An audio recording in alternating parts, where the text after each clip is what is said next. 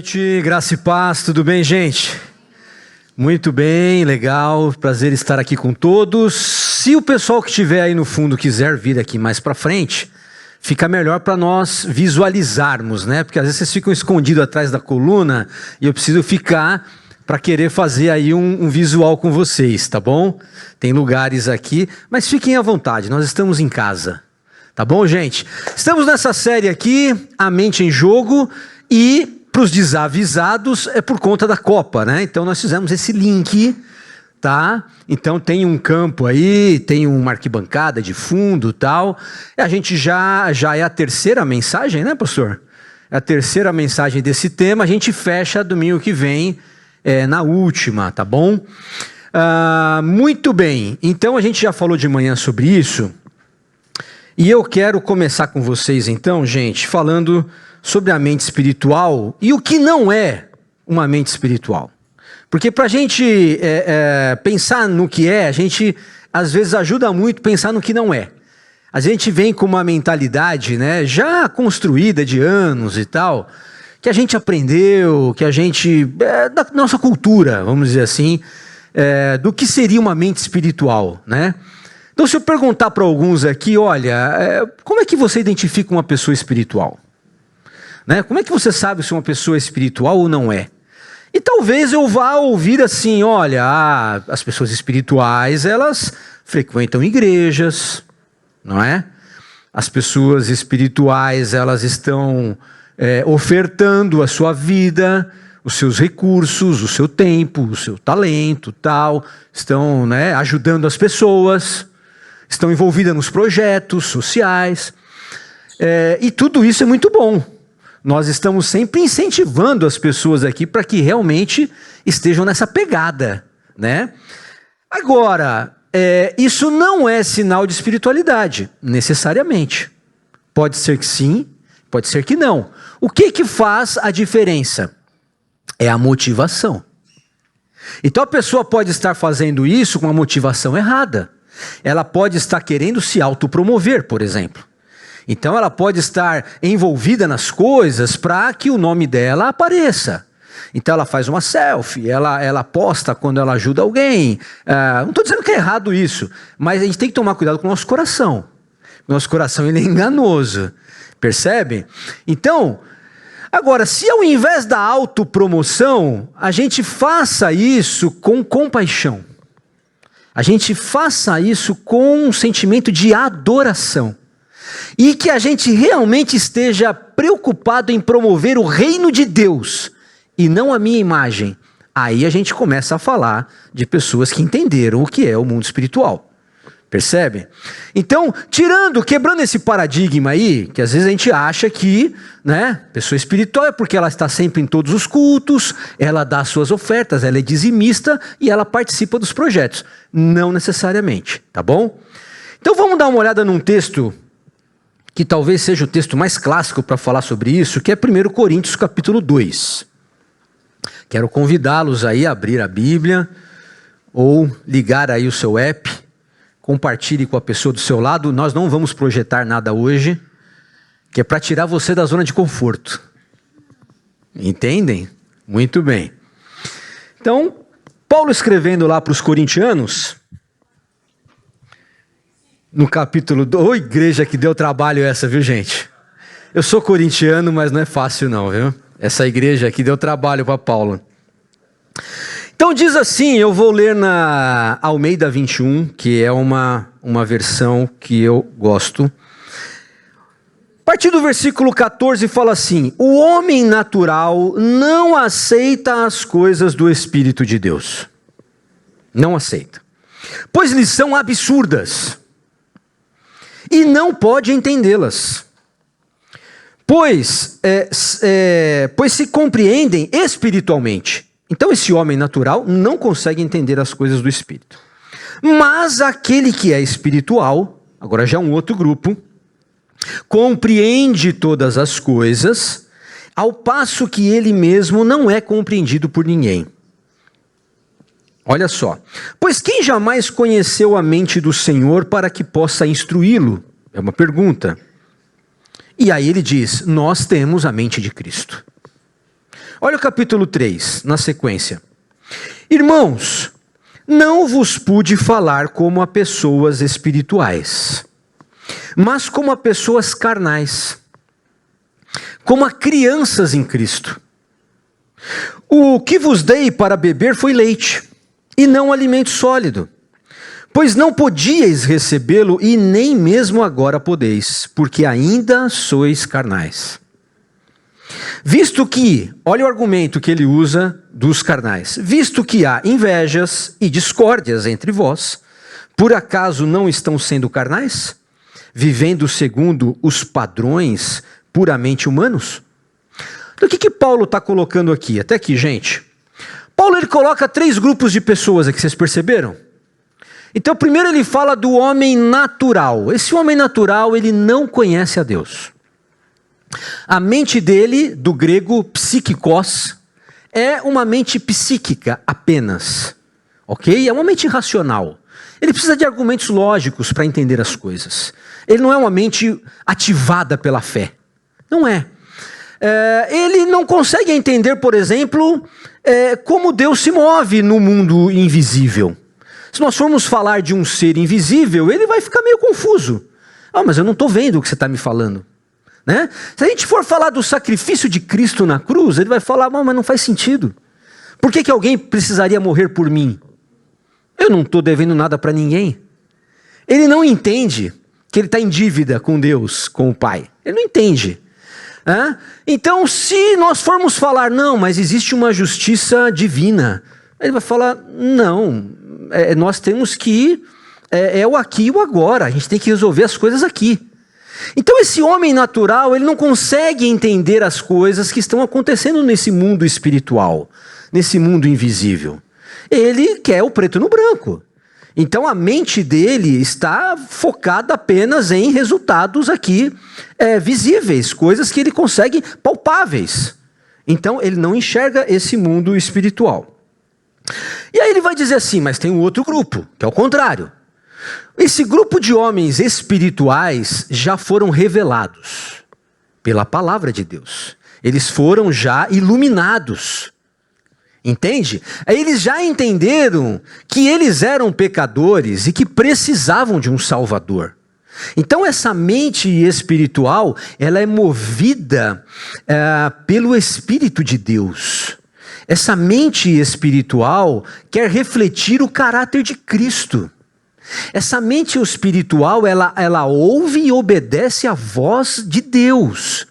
Por quê? Porque ele já entendeu que existe um propósito maior de Deus que não está apenas no mundo físico, no mundo visível, no mundo palpável. Então ele está num outro ambiente, ele consegue entender coisas que os outros não entendem, diz o texto. E muitas vezes ele também é mal interpretado. Ele não é compreendido. Por quê? Porque ele está visualizando coisas que ninguém está vendo. Então ele está numa outra pegada. Esse é o homem espiritual.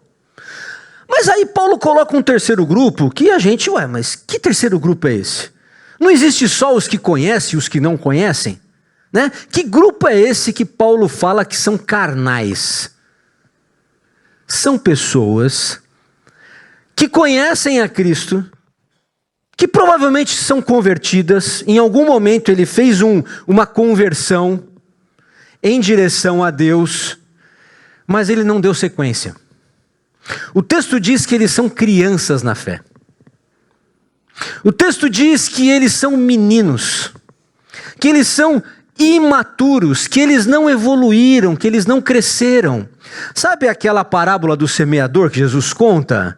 Que uma sementinha caiu ali, foi roubada, a outra cresceu entre espinhos? É mais ou menos esse cara aqui.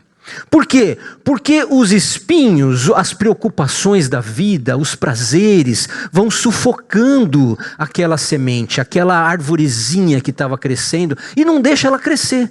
Ela fica ali amarrada, ela fica num emaranhado de coisas desse mundo que ela não consegue desprender.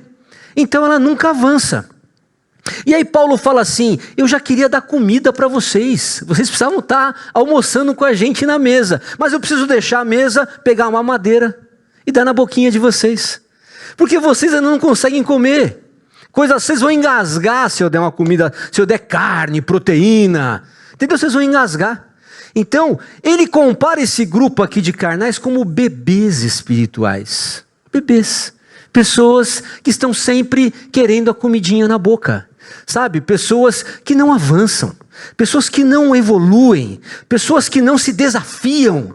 Pessoas que não, sabe, não conquistam coisas novas. Elas se contentam com coisas pequenas. Então, essas pessoas, geralmente, elas estão sempre muito ocupadas para as coisas de Deus. Você chama para um discipulado, não dá. Você chama para um pequeno grupo, eu estou cansada, eu trabalhei o dia inteiro. Você chama para a escola bíblica, não dá, vou para casa mais cedo. Nunca dá. Ela nunca investe nela. Ela investe na carreira, ela investe na vida acadêmica, ela investe no passeio, ela investe em muitas áreas, mas na vida espiritual dela ela não investe. Ela acha que não é importante. Então ela continua a beber. Agora, isso é fortemente criticado nas Escrituras. Todos os escritores bíblicos vão falar sobre isso. Em várias outras igrejas, os apóstolos falaram sobre isso. Tanto Paulo, quanto Pedro, quanto João. Eles estavam preocupados com o crescimento espiritual do seu rebanho. E aí, nós vamos ver vários textos falando o seguinte: olha, vocês precisam crescer em constante frutificação e crescimento na fé. Vocês são como um edifício que estão sendo edificados em Cristo Jesus. Em outro texto diz, vocês precisam crescer como a cabeça que é Cristo, Ele é a sua referência. Vocês precisam chegar na estatura do varão perfeito, que é Jesus. Ele é o seu modelo, não é o seu irmão do lado. Porque muita gente olha assim e fala assim, até que eu estou bem, o outro aqui está pior. Não é? A gente às vezes não se contenta com isso. Não, olha, eu não faço isso, não faço aquilo, mas esse aqui tem mais tempo que eu de igreja, está pior que eu, então até que eu estou legal. Então esse contentamento com uma comparação com o outro que está pior, não te ajuda, irmão. Porque a palavra de Deus nos ensina a olhar para Cristo. Ele é a referência. E Ele está lá na frente, Ele está voando. E a gente está aqui engatinhando ainda, ó. Igual bebê, com fraldinha, chupeta na boca. Não combina, gente. Sabe por quê? Porque o reino de Deus é feito de soldados. Nós estamos alistados num exército. Você acha que combina criança no exército? Vocês já viram um exército alistar bebê? Não dá. Não pega nem na arma, não tem força. Então, não combina com a gente. Agora, se a gente quer então estudar essa mente de Cristo, vamos nos aprofundar um pouco nela. E eu escolhi aqui 3 textos do Sermão do Monte. Talvez seja o discurso de Jesus que melhor está ali copilado com a mentalidade de Cristo para nós. Então eu quero convidar vocês a abrir aí no capítulo 5 de Mateus, para a gente dar uma olhada. Claro que a gente não vai conseguir olhar o Sermão do Monte com profundidade, porque é muito rico, precisaríamos de meses aqui. Mas eu separei 3 textos aqui, que já dá para ter uma noção da mente de Cristo. E como a palavra diz que nós temos a mente de Cristo, a gente tem que se identificar com isso. Porque senão tem alguma coisa errada. Então vamos ver como é que Cristo pensa. Mateus capítulo 5, versículo 3. Do 3 ao 12. O que é esse pedaço aí das Escrituras? É chamado das bem-aventuranças. Bem-aventurado, bem-aventurado, bem-aventurado. E aí eu trouxe uma tradução aqui, porque bem-aventurado tem a ver muito com feliz, né? Então é um sinônimo. Essa tradução diz assim: felizes os pobres de espírito. Por quê? Porque os pobres de espírito, eles têm o coração quebrantado. Eles permitem ser exortados. Eles não são altivos. Eles não são orgulhosos. Eles estão abertos à disciplina. Olha a mente de Cristo. Felizes também são os que choram.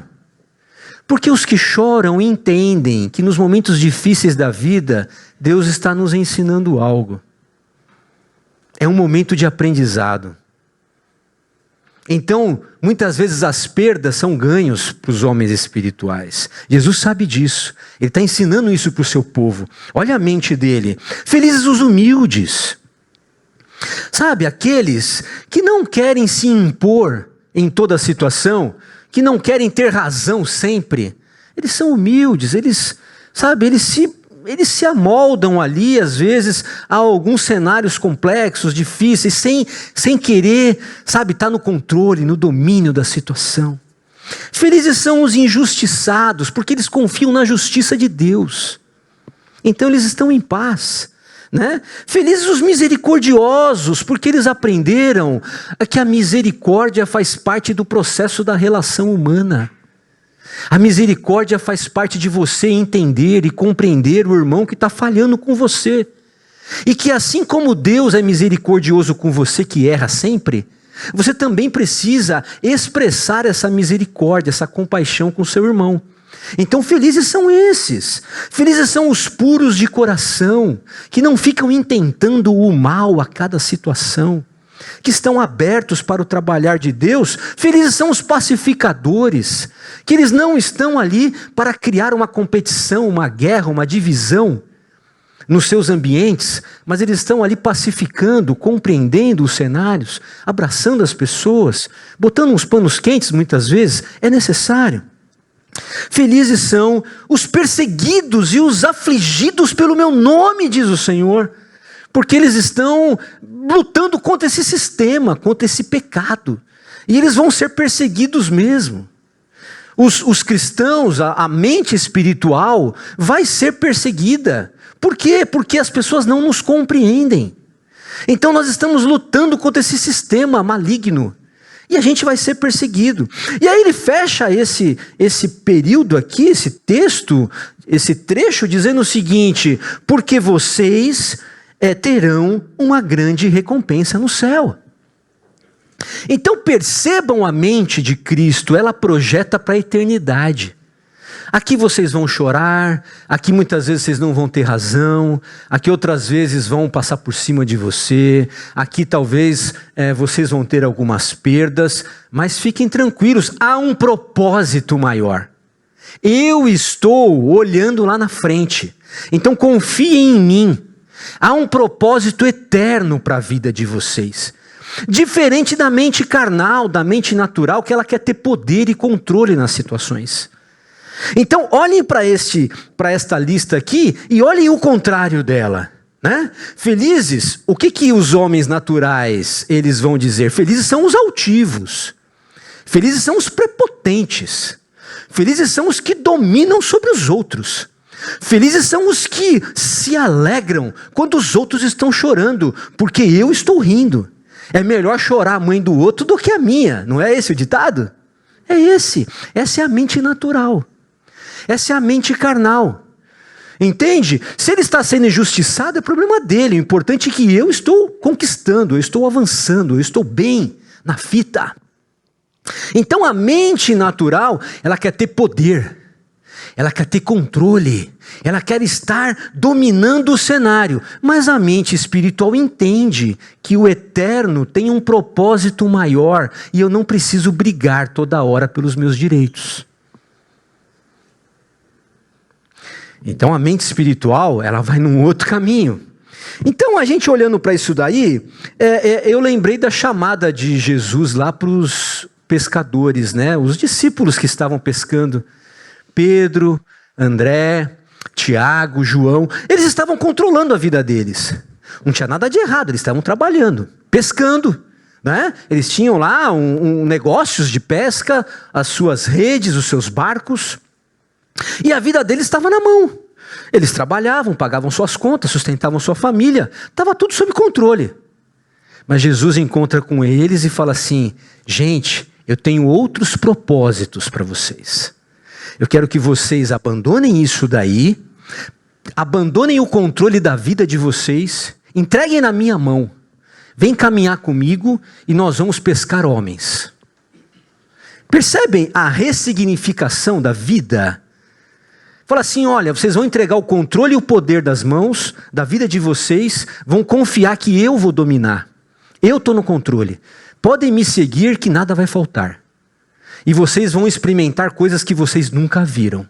Pessoas sendo transformadas, vidas sendo alcançadas e uma coisa sobrenatural acontecendo. Isso é a mente de Cristo. Pergunta que fica para nós. Será que a gente entregou a nossa vida no controle de Deus? Ou será que a gente não quer largar de jeito nenhum?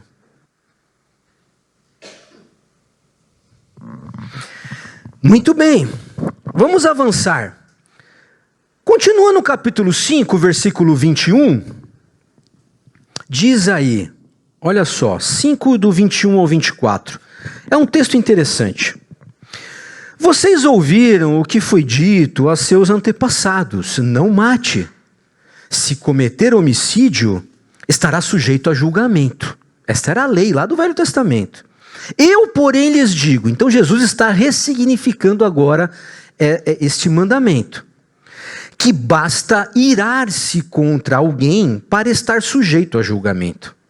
Quem xingar alguém de estúpido corre o risco de ser levado ao tribunal divino, né? E quem chamar alguém de louco corre o risco de ir para o inferno de fogo. Nossa, Jesus está radical aqui. Mas por quê? Porque tem alguma coisa aqui da mente de Cristo que ele quer revelar. Então o que ele está dizendo? Olha, na lei era o seguinte: você só era julgado se você matasse alguém. Mas eu vou dizer para vocês, se vocês matarem um relacionamento, vocês já serão julgados por Deus. Por que vocês mataram o relacionamento?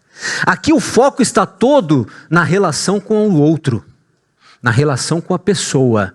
Então você que vive xingando, vive descartando as pessoas, vive afrontando os outros, né? Vive isolando, vive cancelando o pessoal por aí, qual que é o motivo? O que está no teu coração? Por que você não quer caminhar com essas pessoas? Talvez seja um orgulho, talvez você se ache melhor, talvez você não quer pagar o preço de ter pessoas problemáticas do seu lado, porque isso é um investimento, né?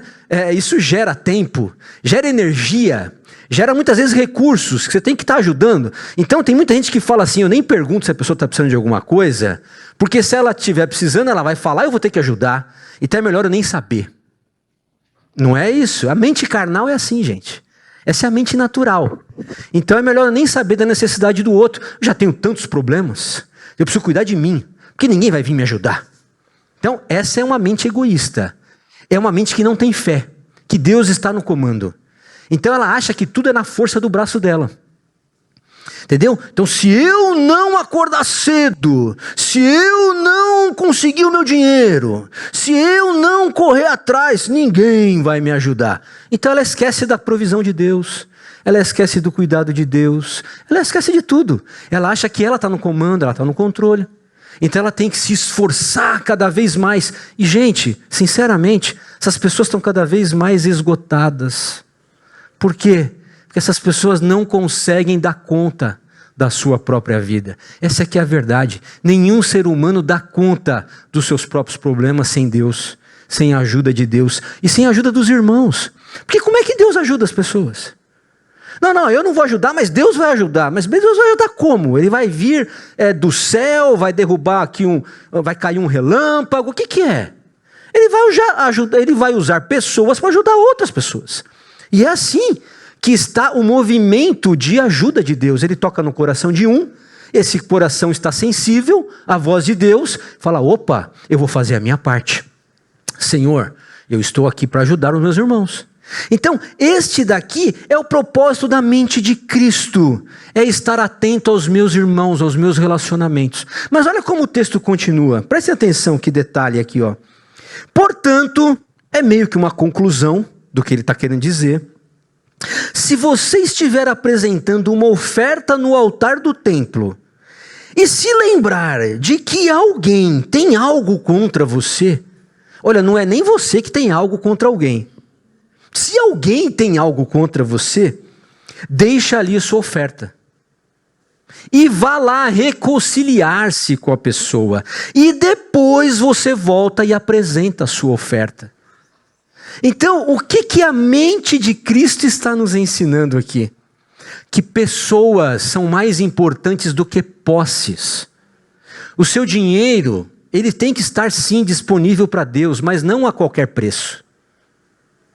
A sua vida vale mais, o seu testemunho vale mais, a relação com seus irmãos vale mais. Não adianta você vir apresentar um culto a Deus se você estiver com relacionamentos quebrados, se você estiver rompendo com pessoas, por conta muitas vezes de dinheiro. Quantas vezes a gente vê acontecendo isso na própria família, quando uma pessoa falece e os irmãos vão conversar sobre a herança. E aí, o que acontece? Muitas vezes brigas. Então, por causa de dinheiro, eu quebro o relacionamento. Jesus está falando o contrário. Falando, não. Por causa do relacionamento, eu não vou aceitar a sua oferta. Vocês percebem a mente espiritual? Como é totalmente o contrário daquilo que a gente ouve e vê por aqui? Uma mente natural, uma mente carnal. Pensando apenas no resultado. Não, mas eu estou ofertando, eu estou aqui me oferecendo. Não, mas se você não estiver valorizando o relacionamento com o seu irmão e aberto para isso, não vale nada. Você está servindo e adorando de forma vazia. E talvez um texto que melhor mostre isso para nós é aquela história, aquele diálogo de Jesus com o jovem rico. Por quê? Porque chega aquele jovem rico e fala, mestre, como é que eu faço para herdar a vida eterna? E aí ele fala, olha, siga as escrituras, mas eu tenho feito isso desde criança.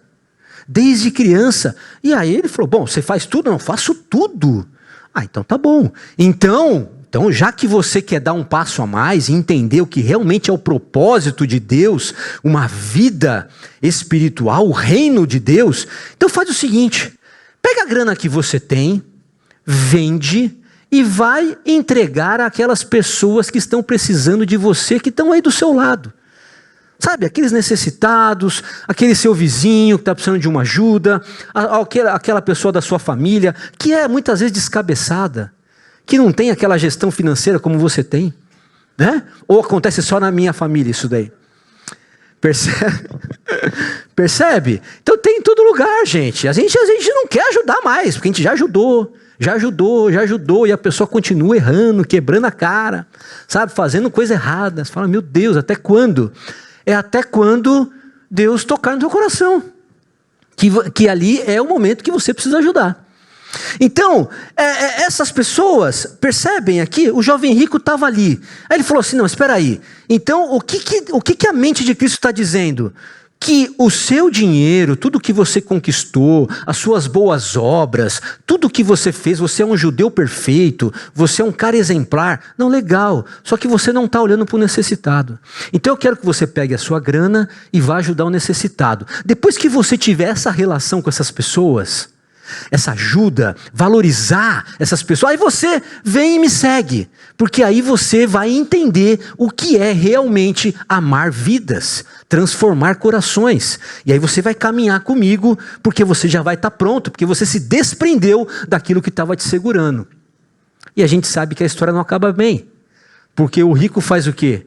Ele sai triste, solitário, não ouve o chamado de Deus, não acompanha Jesus, porque o texto diz que ele tinha muitas posses e estava mais preocupado com o dinheiro, com a segurança do dinheiro, do que com a caminhada com Cristo e com a abençoar os seus irmãos.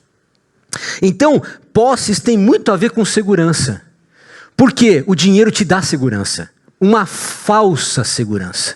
Você olha para aquele dinheiro que está guardado, aquele dinheiro que você investiu, sabe? Aquele dinheiro que está rendendo um dinheirinho lá no banco. E não tem nada de errado em fazer isso, hein, gente? Façam isso mesmo. A gente precisa trabalhar, ser responsável, sabe? O dinheiro você precisa ajudar as pessoas, você precisa abençoar a sua família e deixa um dinheirinho para guardar lá também, para investir.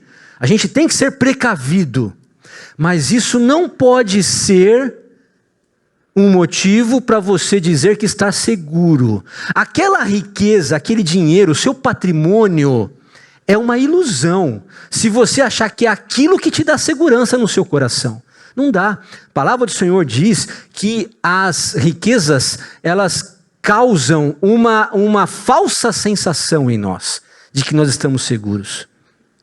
A nossa segurança, ela está na nossa caminhada com Deus. E é só nisso. Então a gente tem que tomar muito cuidado em quem você tem confiado o seu futuro. Você acha que são os seus investimentos financeiros? Você acha que é o seu patrimônio? Você acha que é a sua carreira que você construiu? Os seus negócios que você abriu? O que você acha que te dá segurança? Você acha que são os relacionamentos, as pessoas, o casamento? Não, eu casei muito bem. Uma vez a gente ouviu isso lá do Maluf, né, gente? A gente ouve, a gente fala isso aqui lá em casa, a gente dá até risada. Imagina o Maluf hoje falando uma frase dessa. Há anos atrás não tinha cancelamento, né? Então foram os professores estavam fazendo greve, isso na década de 80. Muitos nem acompanharam isso. E aí foram lá entrevistar, ele era governador. Falou, governador, os professores aí estão ganhando muito pouco, o senhor precisa ajudar aí, o pessoal está fazendo greve e tal. Aí ele falou assim, as professoras não ganham mal, é que elas são mal casadas. É verdade, essa frase é verdade, gente, pode pesquisar lá que está lá. Entendeu? Então muitas vezes a gente olha para isso e fala assim, não, então a minha segurança está em arrumar um bom partido. Eu vou arrumar um cara, vou arrumar uma empresa, A gente fica tentando colocar o nosso coração em segurança em alguma coisa desta terra, mas nada aqui nos dá segurança. Apenas a caminhada com Deus. E o último texto que eu trago para a gente dar uma refletida aqui sobre a mente de Cristo, está no capítulo 6, versículo 31. Mateus 6,31. Famoso, diz assim: portanto, não se preocupem dizendo o que vamos comer, o que vamos beber, o que vamos vestir. Essas coisas ocupam o pensamento dos pagãos, dos homens naturais que não conhecem a Deus. Mas seu Pai Celestial já sabe do que vocês precisam. Busquem em primeiro lugar, olha a prioridade, em primeiro lugar, o reino de Deus e a sua justiça. E todas estas coisas que vocês aí estão preocupados, elas serão acrescentadas automaticamente na sua vida como uma bênção vinda de Deus, quando você não coloca nelas o seu coração. É isso que o texto está dizendo, entende? Então busque em primeiro lugar o reino de Deus e a sua justiça, e todas estas coisas lhe serão dadas. Então uma mente espiritual, a mente de Cristo aqui, ela está voltada para a prioridade do reino de Deus. Vocês lembram quantas vezes foram falar com Jesus, dizendo, mas mestre, quando é que o Senhor vai manifestar o teu reino? Mestre, quando é que nós vamos te coroar como rei? Mestre, é o momento agora de nós tomarmos o poder? Jesus dizia, não, vocês não entenderam nada, porque o meu reino não é deste mundo. Então, quando nós entendemos a mente de Cristo, nós priorizamos o reino de Deus. O reino de Deus não está no poder e no controle dos recursos e do dinheiro que está sobre o mundo, sobre as empresas, sobre os negócios, sobre a bolsa de valores. Não é este reino que Jesus veio estabelecer. Mas foi um reino de verdade, de justiça, de amor, de compaixão, de fé, de eternidade. Esse é o reino de Deus, ele é baseado no caráter de Cristo, ele é baseado nos valores eternos do reino. Ele é baseado na nossa comunhão e na nossa adoração com um Deus santo, um Deus justo, um Deus verdadeiro, um Deus que não se corrompe com nada dessa terra. Diferente da mente carnal, que está preocupado com o que vai comer, com o que vai beber, com os prazeres da vida. Como é que eu vou me vestir? Qual que bolsa que eu vou comprar? Percebem? Que sapato que é o próximo, qual é o próximo tênis, qual é o meu próximo carro. Não tem nada de errado em você ter essas coisas, gente. Mas não coloque nisso o seu coração. Porque nós temos uma prioridade, a mente de Deus, ela é voltada para a prioridade do reino e não para os prazeres da terra. Os prazeres da terra são coisas de homens naturais e carnais. É exatamente isso que está dizendo aqui. E talvez uma das histórias que melhor expressem isso é aquele diálogo de Jesus com a mulher no poço, com a samaritana. Vocês lembram daquela história? Uma história famosa, porque aquela mulher estava buscando prazer em alguém. Ela já tinha tido um relacionamento, não tinha dado certo. Ela falou, não, mas agora eu vou separar desse, o próximo homem que eu encontrar, esse vai ser, a minha vida vai mudar. Ali eu vou ter prazer, ali eu vou ser feliz, com o próximo homem. Aí ela casou de novo, mas não foi, não deu certo.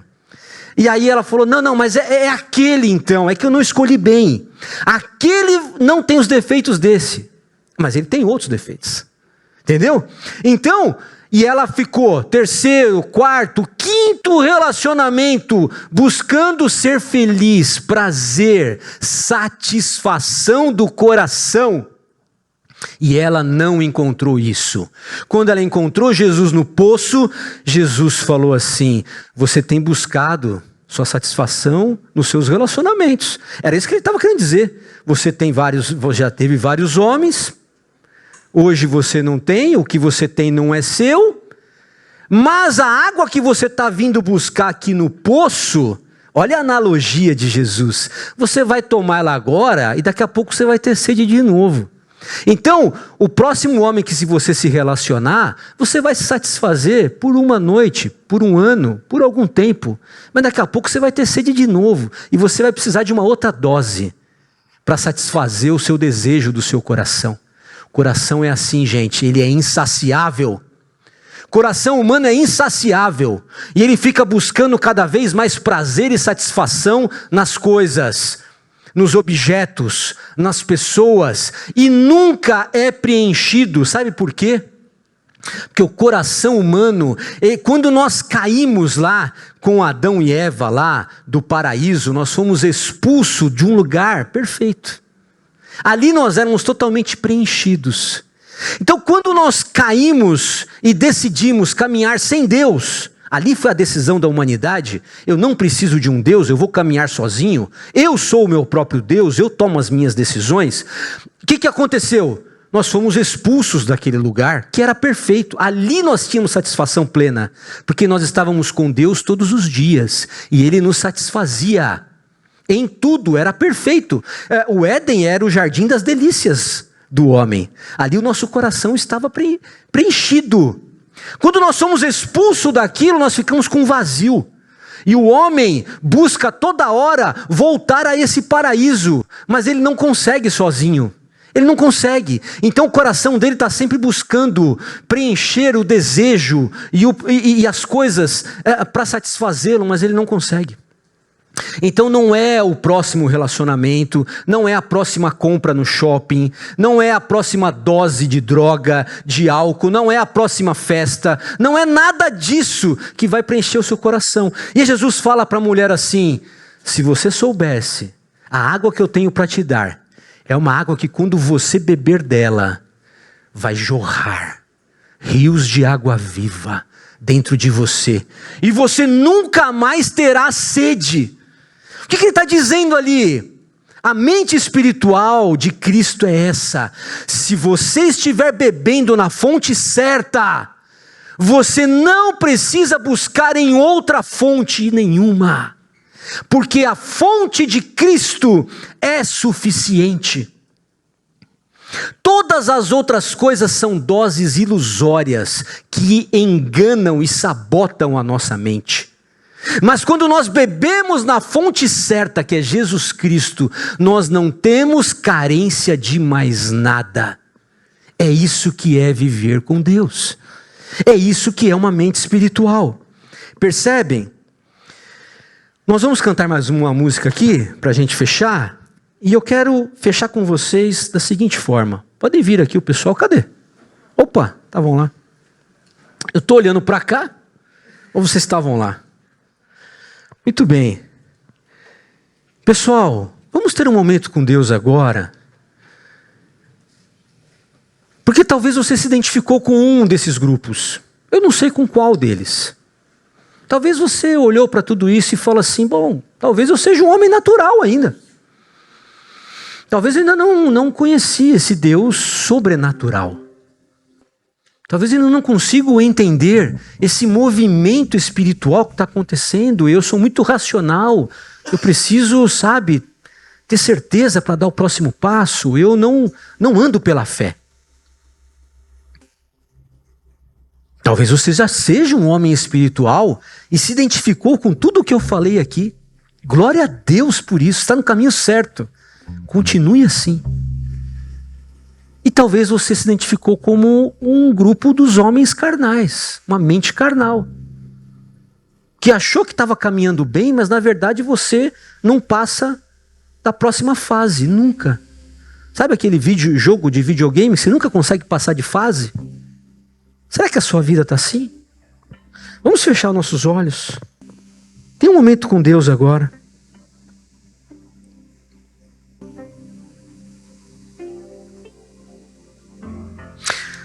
A mente carnal, ela é voltada para poder, posses e prazer.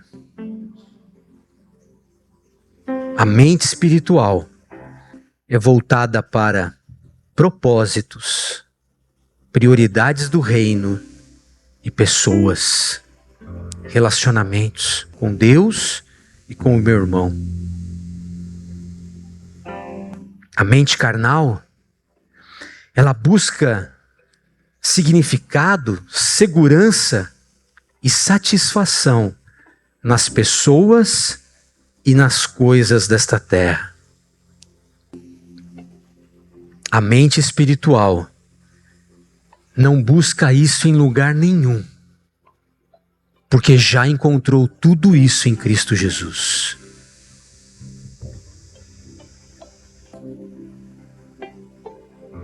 Deus, obrigado pela tua palavra. Obrigado por nos iluminar, Senhor. As tuas verdades são lindas e elas destravam a nossa mente. Obrigado, Pai, por termos um modelo de vida que é o teu Filho Jesus. Que nós possamos ter essa mente de Cristo transformada a cada dia, renovada em nossos corações. E que isso reflita no nosso comportamento, na nossa atitude, nos nossos hábitos, no fruto que aparece nas nossas relações. Pai, eis-nos aqui, Senhor. Se há alguém aqui, Pai, que parou de crescer na fé, que se sente ainda inseguro, imaturo, que não confia em dar o próximo passo contigo, que está sempre duvidoso, vacilante, oh Deus, tem misericórdia, Pai. Ajuda o meu irmão, Senhor, ajuda a minha irmã a tomar uma decisão hoje, Pai, pela fé, de caminhar contigo, com ousadia, com intrepidez. Deus, faz de nós, Pai, todos homens e mulheres crescidos na fé, fortalecidos na palavra, maduros, Senhor, na caminhada contigo, Deus. Tira os meus irmãos, Pai, do maternal, do berçário, Senhor. Que a gente possa estar contigo, sentado à mesa, comendo comida sólida. Ajuda os meus irmãos, Pai, a tomarem essa decisão hoje. É o momento de você se consertar com Deus, meu querido, pedir perdão e se lançar aos braços dele, sem medo, sem dúvida. Ele vai cuidar de você. Ele te ama. Ele tem tudo preparado. Os seus propósitos são perfeitos, os seus planos são eternos. Nada escapa das tuas mãos, confie nisso. Saiba que Ele está no controle, meu querido. Se lance